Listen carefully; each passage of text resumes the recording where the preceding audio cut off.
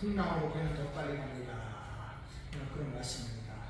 요즘 참 세상이 힘들다 이런 이야기를 많이 합니다. 사람들이 많이 힘들다 그럽니다. 특별히 젊은 분들이 많이 힘든 것 같습니다.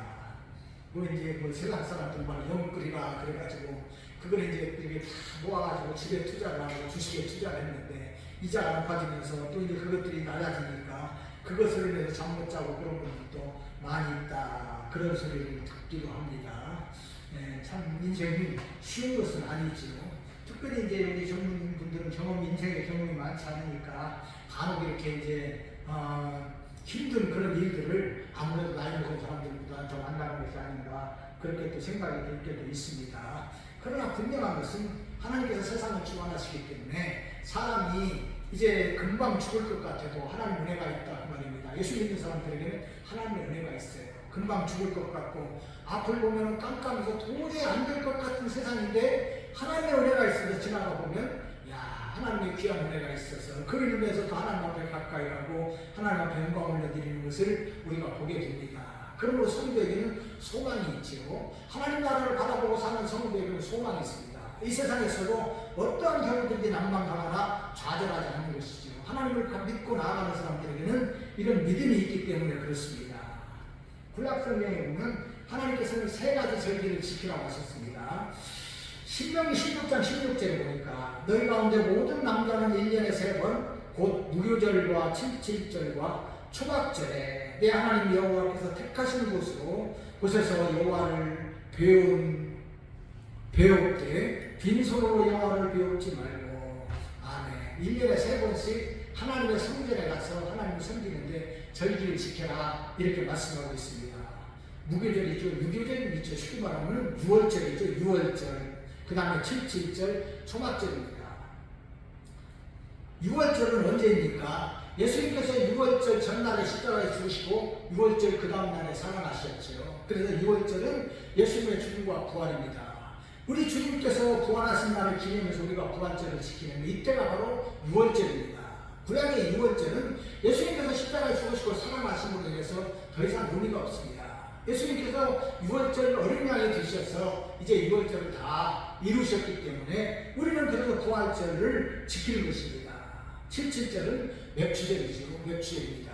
우리나라는 이제 주식이 쌀이고 주 농사가 쌀이니까 사실은 이제 보리 농사 짓는 것은 큰 의미를 두지 않습니다만은 이스라엘 백성들은 주식이 이제 밀이고 보리고 그렇지 않습니까? 그래서 이제 일반적으로 뭐 비가 많이 오지 않는 그런 나라들은 특히 지중해성 기후를 가지고 있는 나라들에서는 농사를 지을 수가 없습니다. 벼를 못 지으니까 밀이나 이제 이 보리를 심죠. 가을에 심습니다. 그러면 겨울에 우기 동안에 잘 자라서 봄에 이제 열매를 맺어서 그걸 곡식으로 삼죠. 그래서 이제 이스라엘 백성들에게 있어서 7.7절 맵추절은 굉장한 의미가 있습니다. 그리고 가을에는 모든 것을 다 거둔 후에 창고에 드리고 이제 수장절인 초막절을 지킵니다. 수장절, 초막절은 같은 말이죠. 이제 수장절, 초막절을 지키게 됩니다. 이렇게 좋은 날임에도 불구하고 이스라엘 백성들은 이스라엘 광야 40년을 기념해서 초막을 짓고 밖에서 거주하도록 하나님 하셨기 때문에 수장절을 가리키고 초막절이라 그리고 성경에서는 그런 말씀입니다. 요즘 참 세상이 힘들다 이런 이야기를 많이 합니다. 사람들이 많이 힘들다 그럽니다. 특별히 젊은 분들이 많이 힘든 것 같습니다.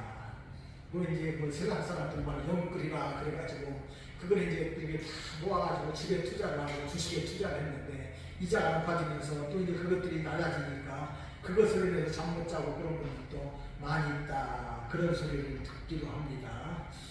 참 인생이 쉬운 것은 아니지요. 특별히 이제 우리 젊은 분들은 인생의 경험이 많지 않으니까 간혹 이렇게 이제 힘든 그런 일들을 아무래도 나이 먹은 사람들보다 더 만나는 것이 아닌가 그렇게 또 생각이 들 때도 있습니다.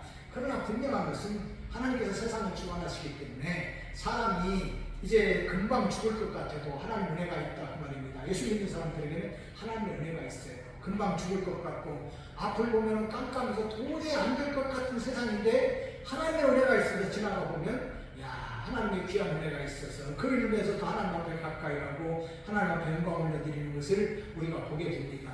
그러므로 성도에게는 소망이 있지요. 하나님 나라를 바라보고 사는 성도에게는 소망이 있습니다. 이 세상에서도 어떠한 경우든지 난망하거나 좌절하지 않는 것이죠. 하나님을 믿고 나아가는 사람들에게는 이런 믿음이 있기 때문에 그렇습니다. 구약 성경에 보면 하나님께서는 세 가지 절기를 지키라고 하셨습니다. 신명기 16장 16절에 보니까 너희 가운데 모든 남자는 1년에 3번 곧 무교절과 칠칠절과 초각절에 내 하나님 여호와께서 택하신 곳에서 여호와를 배울 때 빈손으로 여호와를 배우지 말고 아멘. 1년에 3번씩 하나님의 성전에 가서 하나님을 섬기는데 절기를 지켜라 이렇게 말씀하고 있습니다. 무교절이죠. 유교절이 있죠. 쉽게 말하면 6월절이죠. 6월절. 그 다음에 칠칠절, 초막절입니다.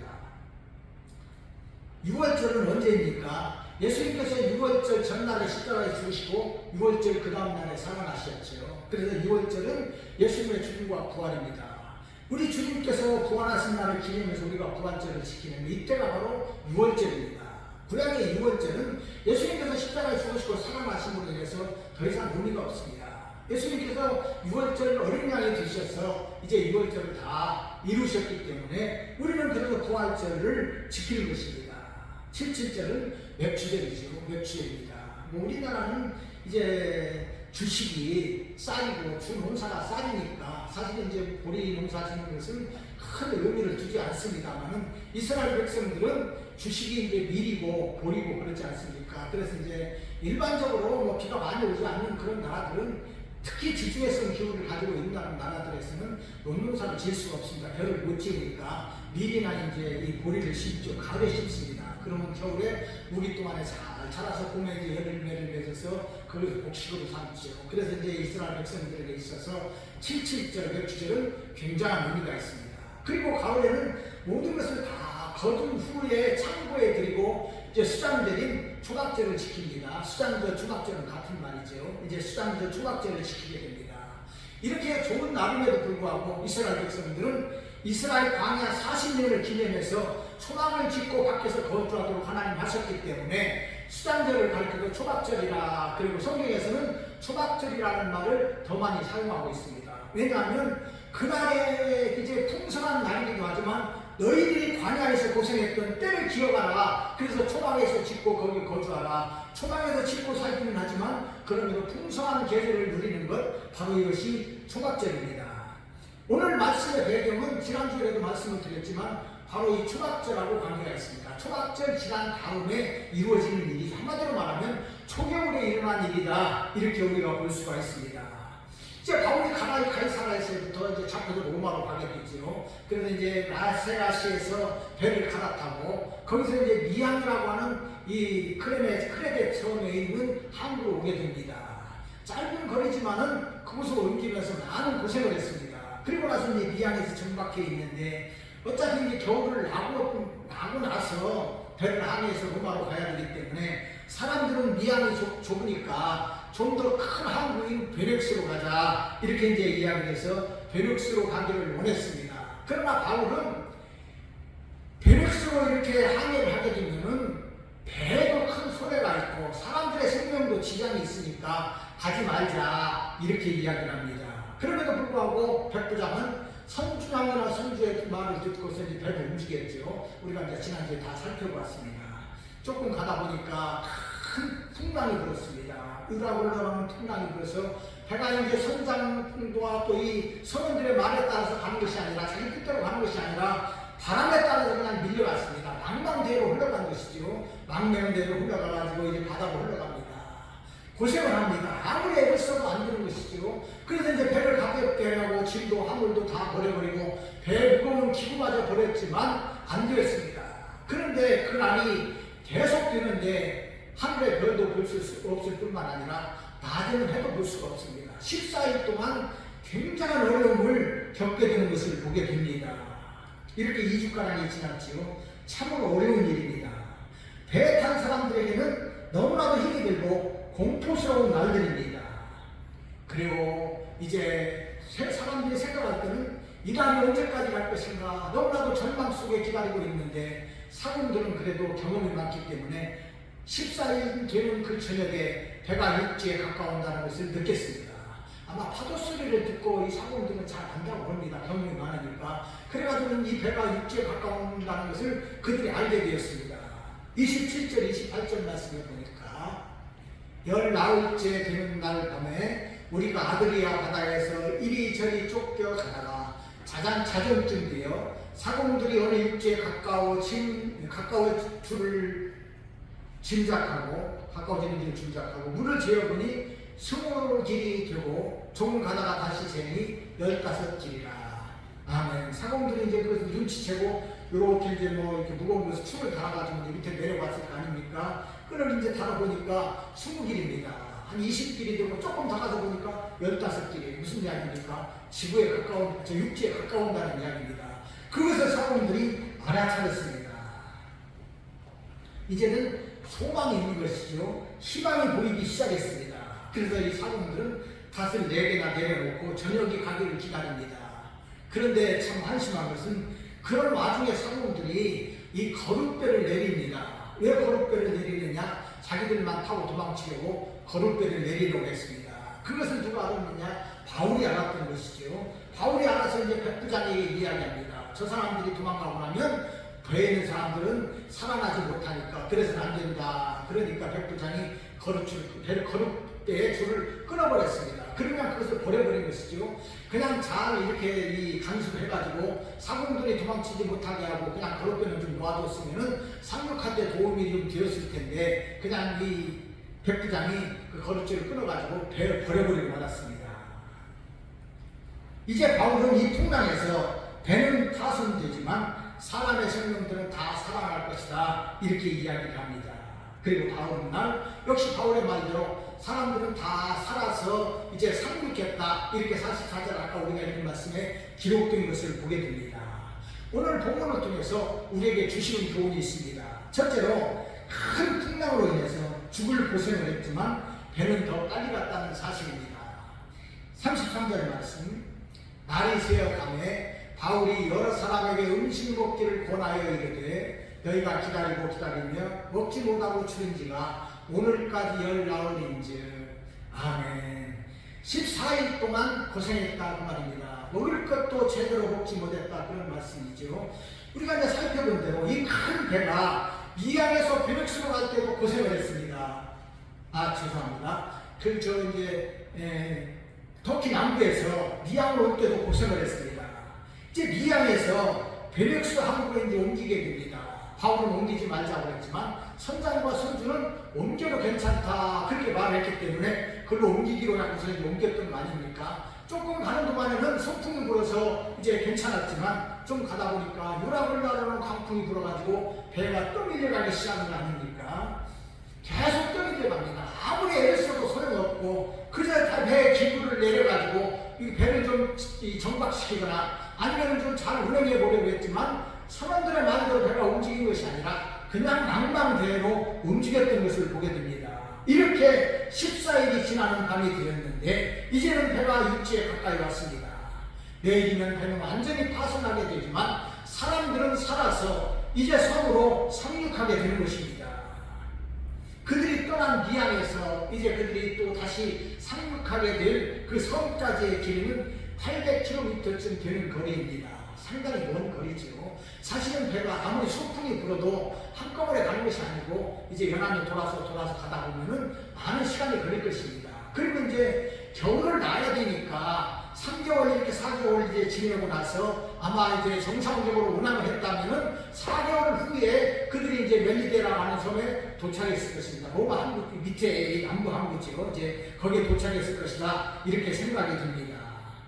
사실 바울과 함께 배에 탄 사람들은 많은 고생을 했습니다. 14일 동안 악몽과 같은 세월을 보냈습니다. 사람이 육지에서도요 14일 동안 계속 큰 바람이 불고 이제 비가 와가지고 껌껌한 날이 계속 된다면 아마 사람들은 두려워합니다. 대개 사람들은 무서워할 수밖에 없죠. 이 비가 언제까지 올 것인가? 이 비가 얼마나 많이 와가지고 우리들을 위험에 빠뜨릴 것인가 두려울 수밖에 없습니다. 그런데 바닷가에서 14일 동안 이 어려움을 당했다면 이루 말할 수 없는 것이죠. 대부분의 사람들은 거의 절망 상태에 이릅니다. 이제 소망이 없구나. 이제 죽는가 보다. 이렇게 생각할 수밖에 없는 것입니다. 이렇게 14일 동안을 지내게 되었던 것입니다. 그렇기 때문에 이 기름을 타가지고 뱃사공들은 도망가려고 했던 거예요. 같이 있어야 좋은데 꼭 사람들이 자기만 살려고 하는 그런 심리가 있다 보니까 자기들만 살기 위해서 도망가려고 했던 것을 보게 됩니다. 이와 같이 배 탄 사람들은 어려움을 겪고 죽을 고비를 넘겼다 그 말입니다. 그런데 중요한 것이 무엇이냐, 이 배가 그들이 가려고 하는 로마를 향해서 갔다는 사실이에요. 사람들은 생각할 때 계속 밀려가니까 아프리카 남부 쪽으로 갈 가능성이 많았고 그러리라고 생각을 했지만 이 배는 로마를 향해서 거의 갔던 것이고 멜리데 섬에 도착하게 되었다는 사실입니다. 사람들은 풍랑으로 인해서 심한 어려움을 당하고 죽을 고비를 넘겼지만 그럼에도 불구하고 배는 목적지를 향해서 더 빨리 갔다는 사실입니다. 이런 일은 우리 인생들에게도 있습니다. 사람들도 이제 살다 보면 어려운 일을 만날 때가 있습니다. 아니, 우리 인생은 누구나 다 이 어려움들을 한두 번은 겪게 됩니다. 인생길에서 어려움 안 겪는 사람은 별로 없어요. 편안하게 사는 것 같은 사람들도 어려움을 겪습니다. 실제가 그런 거 아닙니까? 뭐 재벌 자녀로 태어나가지고 이제 재벌 3세가 되어가지고 큰 기업을 물려받았지만 그래도 큰 고생을 하는 것을 우리가 보게 됩니다. 우리가 생각할 때 돈 있는 사람이요, 그럴 수도 있지. 그렇지만 그 사람들은 더 크게 그 어려움을 느끼게 되는 것이 사실인 것 같습니다. 이와 같이 인생은 누구나 힘든 일을 겪는다는 거예요. 예수 믿는 사람들도 형통한 길만 읽는 것 같지만 사람들이 살다 보면 하나님께서는 어려움도 주십니다. 물론 자기 자신의 잘못으로 인한 어려움이 닥치는 경우가 대부분이죠. 또 하나님은 롯과 같이 이제 그 사람을 단련시키기 위해서 어려움을 주시기도 합니다. 그래서 그리스도인들에게도 이 어려움이 있다, 그런 이야기입니다. 그러나 이런 심한 어려움, 죽을 것 같은 어려움을 통해서 성도는 하나님을 더 깊이 만나게 됩니다. 더 깊이 만나고 주님과 함께하면서 은혜를 체험하게 된다는 사실입니다. 그러면 우리 인생길이 더욱 빛나고 우리 하나님과 동행하는 아름다운 인생이 되는 것입니다. 로마서 8장 28절에 보면 우리가 알거니와 하나님을 사랑하는 자 곧 그의 뜻대로 부르심을 입은 자들에게는 모든 것이 합력하여 선을 이루느니라. 아멘. 모든 것이 합력해서 선을 이룹니다. 어려움도 절망과 같은 세월의 기간 동안에도 하나님께서 합력하여 선을 이루게 하신다는 말씀입니다. 요셉은 아버지 야곱의 사랑을 독취하지 않은 귀한 아들이었습니다. 많이 사랑했죠. 많이 사랑받는 아들이었습니다. 12 형제 중에서 아버지의 사랑을 많이 받다 보니까 형들이 이 동생을 미워했습니다. 부부들이 조심해야 되는 부분이 이 부분입니다. 왜냐하면 너무 한 사람 한 아들을 편애하면요 다른 사람 형제들 시기합니다. 그러면 문제가 생겨요. 그러니까 할 수만 있으면 편애하면 안 됩니다. 조심해야 됩니다. 물론 하나 가진 사람이야 그럴 일이 없겠지만 이제 자녀를 둘 이상 둔 분들은 늘 조심해야 되는 부분이 이 부분인데, 야곱도 그랬어요. 아들이 12이다 보니까 특별히 뭐 사랑하는 아내에게서 태어난 요셉을 너무나도 사랑했습니다. 그러다 보니까 형들이 너무나 미워했어요. 이제 형들이 아버지에게 양떼를 치면서 저 북쪽으로 올라갔습니다. 이제 지나간 날들이 너무 시간이 많이 되니까 아버지가 형들의 이 안녕이 궁금했습니다. 잘 있는지, 양들은 잘 자라고 있는지 그것이 궁금해서 이제 아들을 보냅니다. 요셉을 보내게 되지요. 요셉을 보냅니다. 멀리서 오는 요셉을 형들이 알아보았어요. 좀 자기 아버지의 좀 심부로 보는 이 요셉이니까 사랑했으면 얼마나 좋았겠습니까? 좋으니까 아이고 저 꿈꾸는 자 온다, 저 양육을 본다. 그래가지고 이제 이 요셉이 가까이 오니까 그 요셉을 잡아가지고 구덩이에다 던져버렸습니다. 일부 사람은 죽이고자 했지만은 그래 하여튼 이제 그러지 말자 그래가지고 거기에 던져놓고 나중에 애국으로 가는 노예상에게 상인에게 팔지 않습니까? 이 야곱의 아들, 사랑받는 아들 이 요셉이 형들의 미움을 받아서 그냥 노예로 팔렸어요. 노예로 팔려가지고 애국에 가서 애국에 다시 이제 이 상인이니까 팔았을 거 아닙니까? 다시 팔았습니다. 바로 애국 왕 시대장 모디발의 집에 팔렸습니다. 그리고 그 집에 가서 노예로 산 것이 종으로 살았습니다. 종으로 살면서도 이 요셉은 믿음의 사람이기 때문에 충성을 다하고 열심을 다해서 그 집을 잘 챙겼습니다. 나중에 그가 그 가정의 총무로 있었던 거 아닙니까? 그런데 그걸로 끝난 것이 아니지요. 이 보디발의 아내가 음란한 짓을 하고자 이 요셉을 유혹했지만 요셉은 거기에 넘어가지 않았습니다. 그러고 보니까 2명을 실어가지고 억울하게 다시 옥에 갇혔습니다. 옥에 갇혀서 힘든 세월을 보냈습니다. 일반적인 사람 같으면 절망하고 방황했을 것입니다. 아이고, 내 인생이 이제 안 되는 인생인가 보다. 아이고, 그냥 될 대로 되라. 뭐 잘해봤자 무슨 소용인가. 이렇게 생각할 가능성이 많은데, 그러나 이것은 믿음의 사람답게 그 속에서도 최선을 다했습니다. 자기와 같이 있는 사람들, 그런 사람들에게 봉사하고 그들을 섬기면서 살았던 거 아닙니까? 그런 세월이 13년이 지났습니다. 어려운 고생의 세월이 13년이 지나고 하나님께서는 그에게 기회를 주십니다. 애굽의 통치자 바로왕이 꿈을 꾼 거 아닙니까? 그 꿈을 꾸고 번민할 때에 옥에 함께 있었던 술 맡은 관원장의 소개로 이제 요셉은 바로왕 앞에 서게 됩니다. 그리고 바로왕의 꿈을 해석해주고 그 해석에 대한 답을 주었습니다. 이것을 보고 바로왕은 그를 총리로 삼았습니다. 그래서 이 요셉을 통해서 애굽이 살았고 자기 이스라엘 백성들, 자기 형제들, 자기 아버지 형제들이 다 살았을 뿐만 아니라 이스라엘 백성이 큰 민족을 이루는 토대를 이루었던 것을 보게 됩니다. 고난을 통해서 주시는 축복입니다. 그러므로 우리들도 이 일을 생각해야 됩니다. 심한 풍랑과 같은 어려움이 찾아온다면 이는 나의 인생길에서 하나님 앞에 더 빨리 가게 하는 풍랑이라는 사실을 생각하시기를 바랍니다. 풍랑으로 인해서 힘들고 어렵다고 포기하거나 좌절하지 말고 더욱더 하나님을 가까이 하면서 기도하시기를 바랍니다. 성도에게는 고난이 있지만 이 고난으로 더욱더 하나님을 가까이 하게 되는 것이 축복입니다. 찬송가 373장에 고요한 바다로 이 절에 보니까 큰 물결이 일어나 나 쉬지 못하나 이 풍랑으로 인하여 더 빨리 갑니다. 373장 함께 찬송하겠습니다.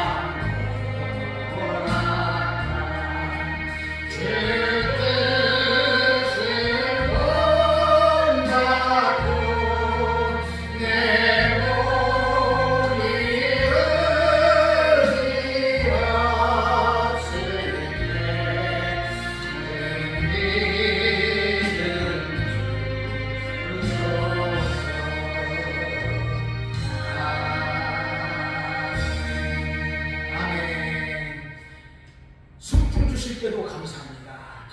큰 물결이라도 쉬지 못하고 이 풍랑으로 인해서 고생할 때도 우리 인생은 하나님 앞에 더 빨리 간다는 사실을 알고 감사하는 것입니다. 어떤 걱정과 근심 가운데서도 우리는 우리 하나님을 의지하고 나아가는 것은 이 일을 통해서 우리 하나님께서 우리에게 은혜를 베풀으시고 복을 더하시기 때문에 그렇습니다. 그러므로 이 일을 생각하시면서 사시기 바랍니다. 둘째로 풍랑으로 인해서 리더십이 바뀝니다.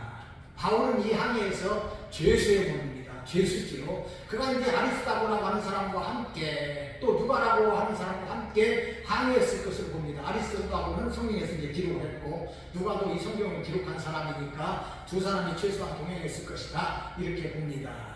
그럼에도 불구하고 바울은 죄수의 몸이기 때문에 다른 사람들로부터 인정을 받지 못합니다. 우리가 살펴보았지만 백부장도 바울의 말을 믿지 않았습니다. 선장과 선주의 말을 더 믿었지요. 그래서 이제 그렇게 믿고서 항해를 하다 보니까 어려움이 닥친 것입니다. 큰 풍랑이 일어났습니다. 바울이 말렸지요. 우리 항해하지 말자. 항해하면 큰 어려움이 있으니까 항해하지 말자고 이야기했던 것인데도 불구하고 백부장과 선장과 선주 그리고 많은 사람들은 바울의 말을 인정하지 않았습니다. 왜냐하면 바울은 그저 죄수의 몸이고 평범한 사람이었기 때문에 바울의 말을 인정할 리가 없습니다. 그래서 사람들은 바울을 무시했던 것입니다. 그래서 배는 미항을 떠나서 베넥스로 항해하고 있었습니다.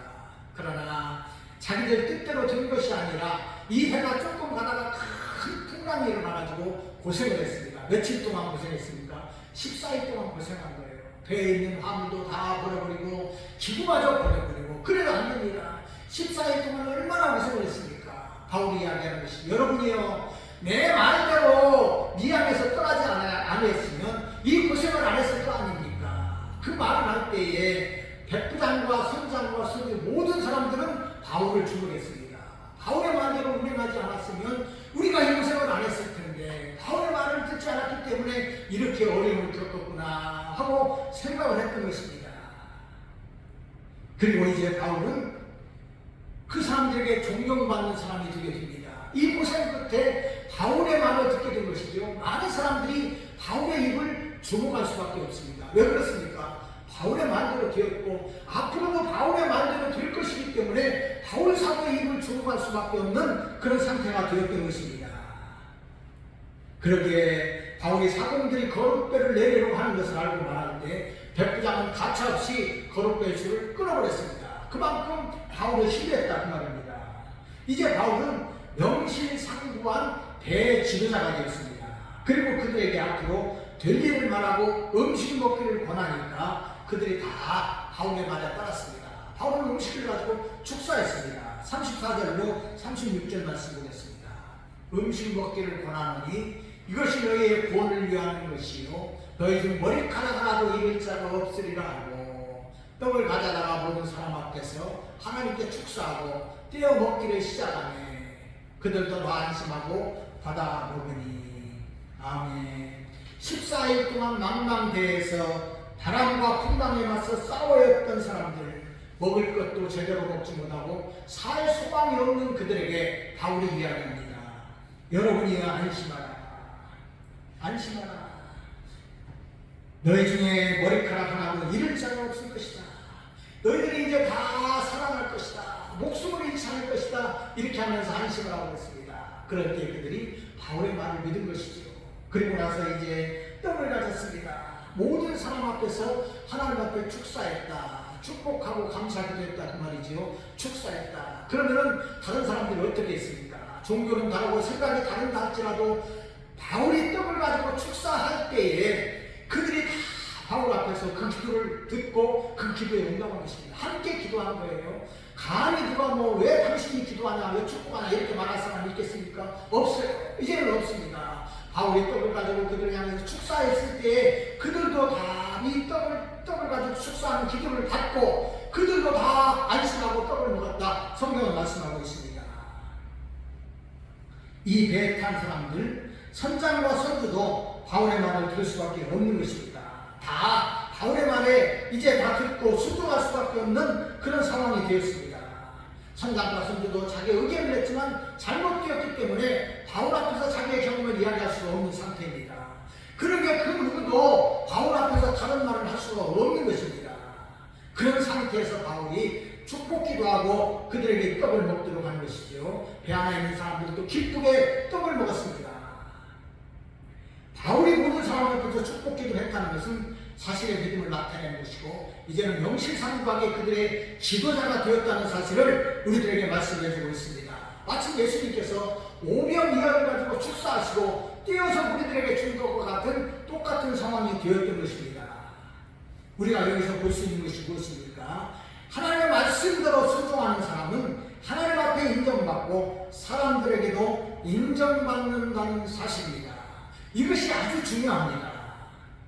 예수 믿고 구원받은 사람은 성도요 그리스도인입니다. 성도는 이 세상에 살지만 이 세상에 속한 사람이 아니요 하나님에 속한 사람이고 하나님의 자녀이고 하나님의 백성입니다. 하나님의 말씀대로 사는 것입니다. 그러므로 성도는 하나님의 말씀 그대로 믿고 순종하는 것이죠. 바울이 바로 그런 믿음을 가지고 있었습니다. 그래서 25절에 보니까 그러므로 여러분이 안심하라. 나는 내게 말씀하신 그대로 되리라고 하나님을 믿노라. 바울이 많은 사람들 앞에 이야기합니다. 여러분 안심하라. 나는 내게 하나님 말씀하신 그대로 되리라고 하나님을 믿는다. 하나님의 말씀을 믿는다. 이렇게 이야기했습니다. 이 이야기를 할 때 사람들이 어떻게 생각을 했습니까? 옳다, 맞다 이렇게 인정을 했던 것입니다. 하나님을 믿고 나아가는 사람은 첫 번째로 하나님 앞에 인정을 받고 두 번째로는 사람들에게도 인정을 받는다는 사실입니다. 특별히 어려움을 통해서 이렇게 드러납니다. 어려움을 통해서 예수 믿는 사람들이 드러나게 되어 있습니다. 예수 안 믿는 사람들은 사공들과 같이 자기들은 도망하기 바쁩니다. 자기들만 살려고 하는 것이죠. 그 도망하기가 바쁩니다. 그러나 예수 믿는 사람은 어떻게 합니까? 나의 생명보다도 다른 사람들의 생명을 귀하게 여기고 그들과 함께하는 것입니다. 그러므로 고난을 통해서 성도들은 다른 사람들에도 인정받게 됩니다. 이것이 참으로 귀한 일입니다. 그러므로 우리들도 이 일을 생각하시길 바랍니다. 그렇게 이런 고난을 통과하고 나면 그리스도인들이 세상의 지도자가 되는 것입니다. 하나님의 뜻대로 산 사람에게 하나님 은혜를 베풀어 주시는 것이죠. 그러게 이제 리더십이 바뀌어서 바울도 진정으로 이 배에서 리더가 되었던 것을 보게 됩니다. 다니엘은 바벨론의 포로로 사로잡혀갔습니다. 비록 잡혀간 자이지만 그는 하나님을 참 잘 믿었습니다. 이방 땅에서도 하나님을 믿고 늘 기도하는 사람입니다. 이렇게 기도하고 순종하는 바로 이 다니엘이었습니다. 그러니까 다니엘서 2장에 보면 이제 그런 이야기가 나옵니다. 뭐 이렇게 요셉이 이야기하고 비슷한 일이긴 하지만 느부갓네살도 꿈을 꿨습니다. 그리고 번민하는 것이죠. 이 꿈이 무슨 꿈인가? 심하게 번민해서 자기 나라의 지혜자라고 하는 사람들을 다 불렀습니다. 지식 있는 자들, 지혜자들, 점술가들 다 불러서 내가 꿈을 너희들이 해석을 좀 해봐라. 이야기하고 해석을 해봐라. 그럴 때 아무도 해석할 수가 없었습니다. 그러면서 그들이 이야기하죠. 신들이 아니고서는 해석할 수 없습니다. 그때 다니엘이 왔습니다. 다니엘이 느부갓네살의 꿈을 이야기해주고 그것을 해석해 줬습니다. 그랬더니 느부갓네살 왕이 다니엘 앞에서 무릎을 꿇습니다. 그리고 예물을 주었다. 성경은 말씀하고 있습니다. 지금까지 바벨론에서 지혜 있는 자들, 지식 있는 자들, 점수가들 그들이 지도자를 노릇을 했습니다. 리더 노릇을 했지요. 그러나 이제는 리더가 바뀌었습니다. 바벨론의 지혜자들, 점술관들에서 이제는 다니엘로 리더가 바뀐 것을 보게 됩니다. 뿐만 아니라 바벨론의 군주마저도 자기가 왕이고 황제임에도 불구하고 다니엘을 진정한 지도자로 믿고 그의 말에 따랐던 것을 보게 됩니다. 이와 같이 하나님의 말씀대로 순종하고 나가는 사람이 지도자로 굳게 서게 되는 것입니다. 이런 일들은 오늘의 세상에서도 마찬가지입니다. 순종하고 행동하는 사람이 세상을 변화시킵니다. 이런 사람의 지도력은 희생하고 헌신하는 지도력입니다. 하나의 밀과 같은 사람입니다. 주님께서도 이것을 말씀해 주셨습니다. 요한복음 12장 24절 말씀. 내가 진실로 진실로 너희에게 이르노니 하나의 밀이 땅에 떨어져 죽지 아니하면 하나를 그대로 있고 죽으면 많은 열매를 맺느니라. 아멘. 하나님의 말씀대로 믿고 순종하는 사람, 그리고 주님의 모습을 닮아서 희생하고 헌신하는 사람이 지도자로 서게 되고, 이런 사람은 자기를 위해서 사는 것이 아니라 하나의 미랄이 되어서 썩어져서 세상을 밝게 하는 그런 지도자가 된다는 사실입니다. 우리들도 이런 믿음으로 세상을 변화시키는 지도자들이 되시기를 바랍니다. 마지막 세 번째로 오직 믿음으로만 구원을 받습니다. 33절 43절 44절 말씀입니다. 백부장이 바울을 구원하려 하여 그들의 뜻을 막고 헤엄칠 줄 아는 사람들을 명하여 물에 뛰어내려 먼저 육지에 나가게 하고, 그 남은 사람들은 널조각 혹은 배 물건에 의지하여 나가게 하니 마침내 사람들이 다 상륙하여 구조되니라. 아멘. 배는 이제 다 파손되었습니다. 아까 우리가 성경에 읽은 대로 이제 물이 핫한 지점에 이르다 보니까 풍랑으로 인해서 그냥 약해진 또 약해진 이 배가 완전히 다 파손이 되어버렸습니다. 뒤에서는 이제 파도가 치니까 뒤에가 먼저 부서지고 앞에서 큰 물이 밀고 나가니까 앞에 것도 무너져서 배가 다 널쩡하게 되어버렸습니다. 다 판자조각 막대기가 되고 말아버린 것이죠. 다 파손됐다 그 말입니다. 그러게 사람들이 섬으로 상륙하기 위해서 헤엄칠 줄 아는 사람은 헤엄쳐서 나갔고 헤엄치지 못하는 사람은 이 배 파손한 널쪽에 의지해서 이제 육지로 건너가서 다 상륙했다, 다 구조되었다, 구원받았다 이렇게 말씀을 하고 있습니다. 이것이 무엇을 말합니까? 구원에는 다른 것이 필요한 것이 아니라 오직 믿음만 있으면 된다는 사실입니다. 배에 타고 있어야만 사람들은 육지에 상륙할 줄로 알았지만 그러나 이제는 배가 파손되었기 때문에 배 육지로 가고자 하는 그런 믿음, 그런 소망을 가지고 있는 사람들은 다 구원받았다 그 말입니다. 믿음으로만 구원받는다는 사실입니다. 사람의 노력과 공로, 선행 이런 것으로 구원받는 것이 아닙니다. 어떤 사람들은 면죄부를 사야 구원받는다 이렇게 이야기하는 사람도 있었는데 천만의 말씀입니다. 많은 사람들은 생각합니다. 하나님 앞에 구원받고 천국 가야 되는데 어떻게 믿음으로만 가느냐, 무엇인가 좀 선행을 해야 할 것이 아니냐 이렇게 생각하는 사람들이 많습니다. 천국에 다니는 사람들은 당연히 그렇게 생각하고 세상 사람들에게 전도를 해보면 그렇습니다. 아니 사람이 세상에 좀 선하게 살아야 천국을 가지 어떻게 믿기만 하면 구원을 받는